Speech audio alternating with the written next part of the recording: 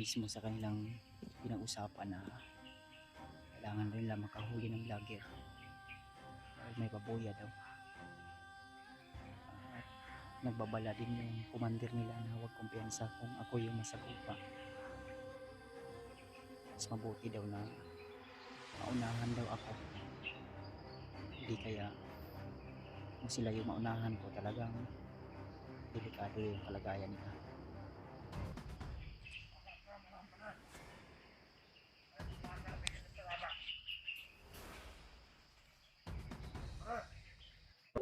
Yun, isang mapagpalang umaga sa inyo lahat mga tol o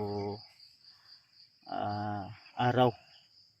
So welcome back ulit sa ating YouTube channel, sa lahat ng mga solid nating nakasuporta dyan, mga silent viewers. So mega love shoutout po at mapagpalang araw sa inyo lahat. So update po tayo dito tol. So nagpapahinga po tayo at kagigising lang natin. So bali dito ako tol, relax. At may duyan tayo at sinabit natin. So maya ay atin na niyang liligpit.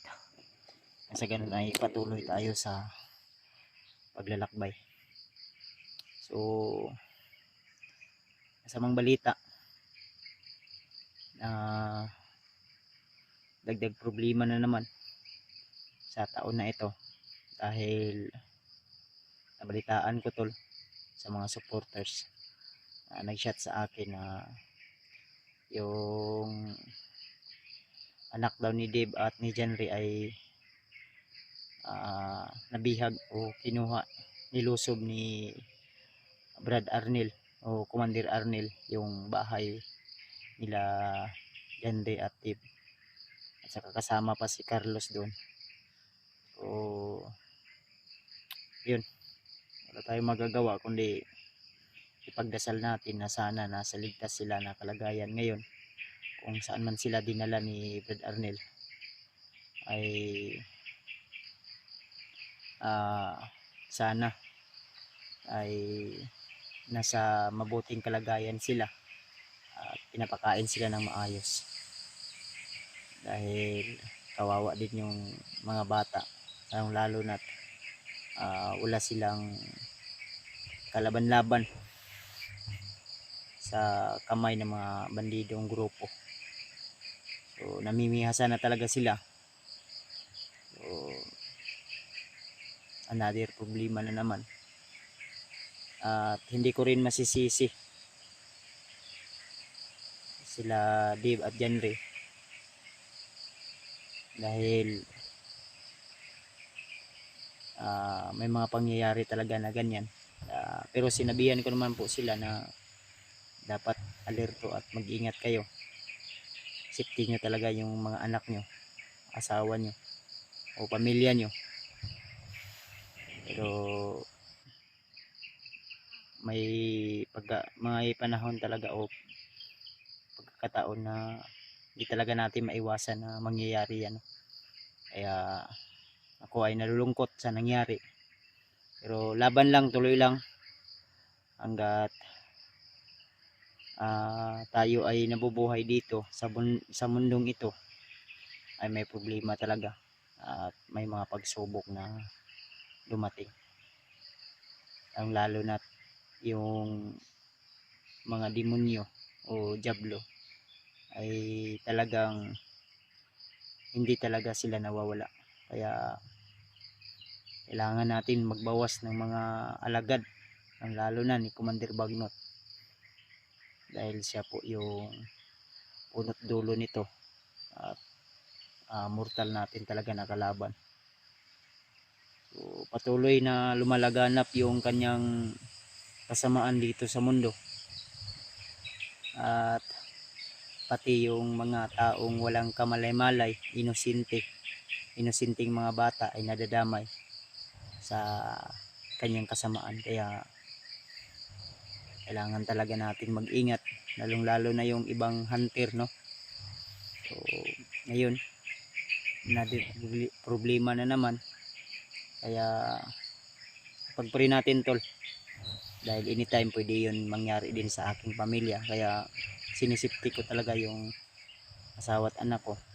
May mga nilagay tayo talaga na bakod nang sa ganun ay secure po sila, at lagi naman tayong nakamonitor doon. Okay naman daw sabi ni Patrick, wala namang problema. Dahil minsan nagchat sa akin si Patrick, may mga tao daw minsan ang nag-aaligid, pero buti na lang nandun si Patrick, laging nakaabang, nakabantay, at siguradong secure talaga yung pamilya ko. So yun,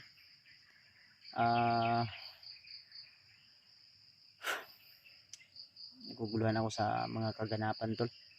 Daming humingi sa akin ng tulong, pero di ko talaga maiwasan tol na malungkot, lalong lalo na't nag-iisa lang tayo. Talagang papasok sa ating isipan at diretso sa ating dibdib. Siyempre mabubuo po yung emosyon dahil wala kang ibang kausap kundi sarili mo lang. Kaya talagang napakahirap mag-isa. Hindi naman sa mahirap mag-isa na wala kang kasama, ang ano lang ay wala kang karamay ba.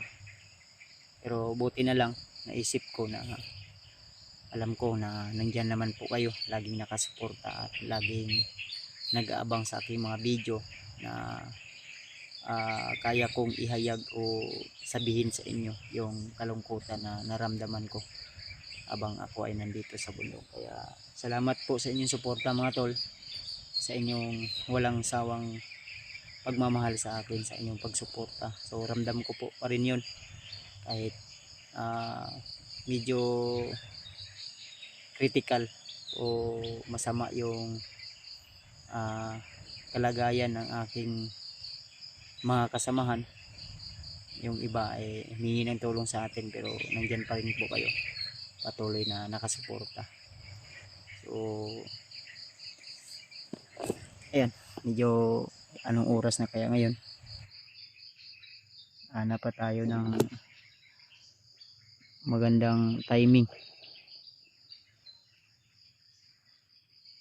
at magandang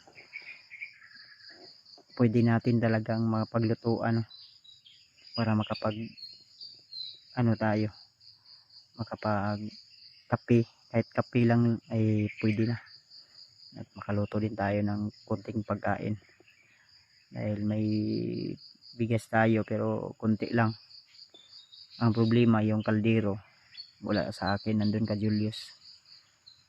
So naiwalay kasi ako ka Julius tol, gawa ng di inasahang pangyayari. Ganito yung sitwasyon, habang kami po ay nag-uusap ay biglang may dumating na mga bandido, kaya nabigla kami o na-surprise kami ni Julius, kaya kailangan natin muna ito.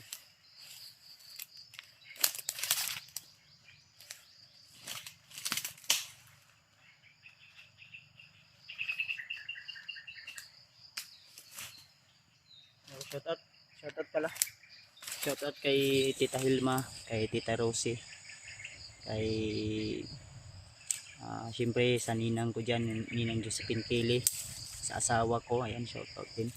Kay Ate Indy Daos, kay Ate Jersey Ribas, Ate Nadim, at kay Ate Heidi Gregorio, kay Tita Hilma, at kay Tita M. Victoria, kay Mami Bibot, shoutout. Nagulap shoutout po. Tuloy lang tayo tol. Mahina o malakas mang views natin ay hindi tayo titigil sa pag-explore para tayo ay makatulong sa mga nangangailangan.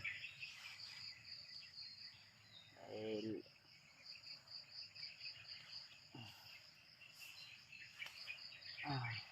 ang sa atin ito, makatulong tayo.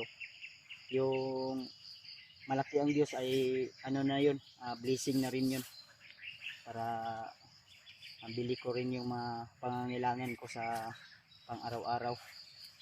Isang malaking blessing na yun. Dagdag na yun blessing. So ito, gamit talaga yung duyan na to. So alam nyo ba kung sino yung nagbigay ng duyan na ito, tol? So iwan ko lang kung nanonood pa hanggang ngayon, si Ate Mila Chang.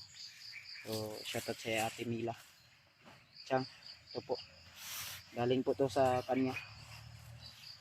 Hindi ko po makakalimutan po yun si ate, dahil nakatulong din yun sa atin, sa ating pag ano tol, no? Pag-explore. Nagbibigay din siya ng, dati nagbibigay din siya ng suporta, hanggang sa may mga taong sinisiraan talaga tayo. Tao to.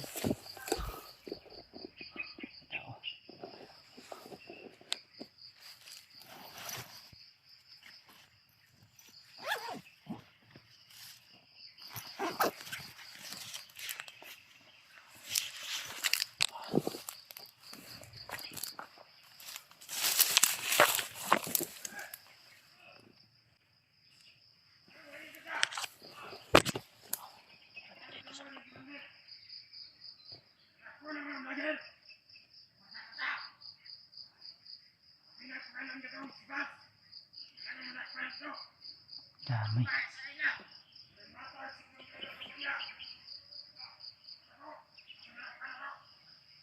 Iya, ika-target nila ko tol.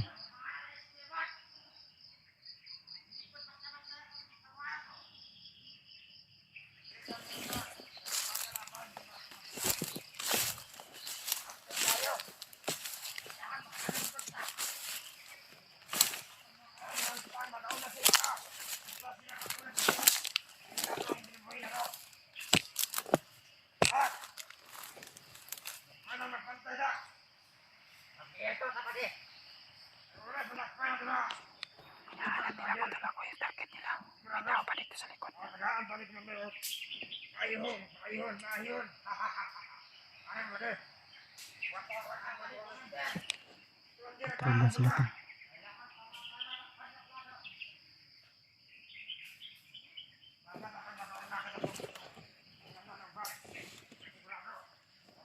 Tawag ka dito po sa nahan.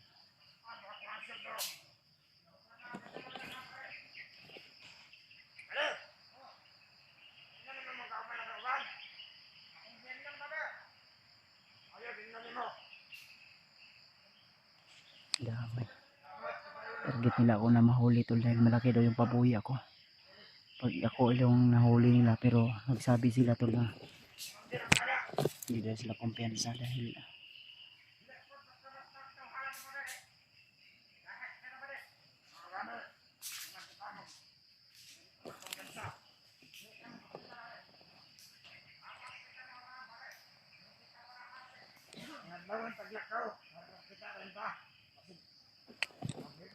Santa ba?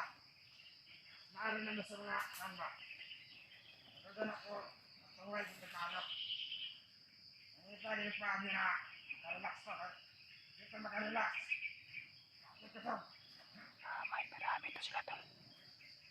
Okay, kita. Hinahanap pala lang. Sama-sama.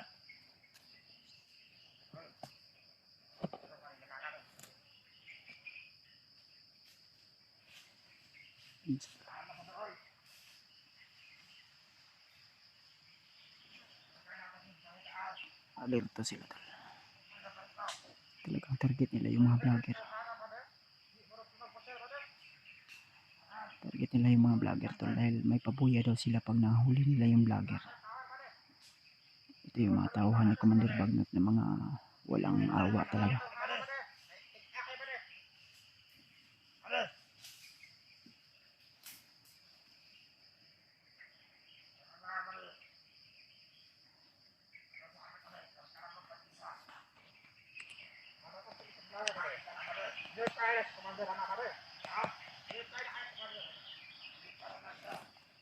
Sasaya daw si Commander pag makahuli sila ng vlogger. Talagang wala tayong ano tayo.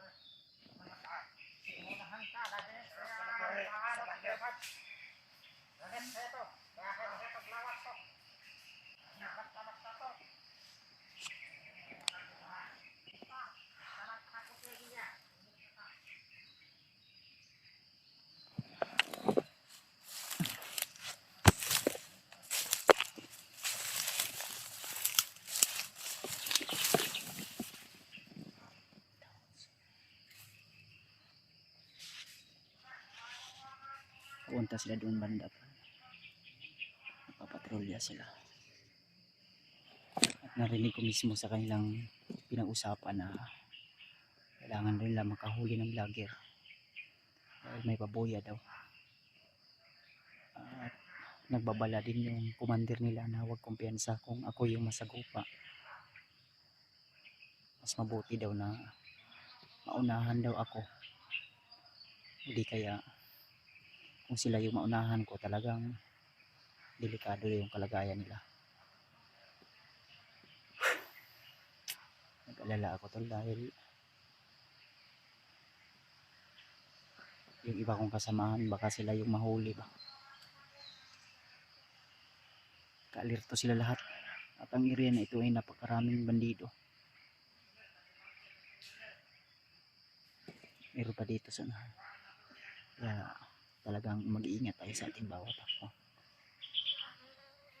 Buti lang naligpit ko agad yung duyan ko na ginagamit.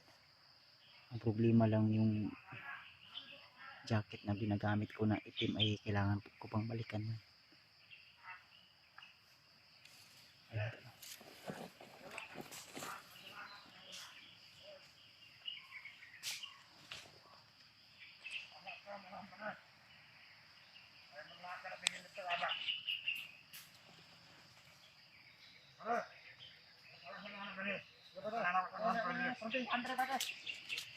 Magain ang pamindaw ba? Ako nagkakatog ng mga ano tao dali. Napay matumukan pa rin. Amoy na sila mga amoy. Iwas muna tayo sa putukan tol. Titipidin tayo ng bala dahil paubos na yung bala ko.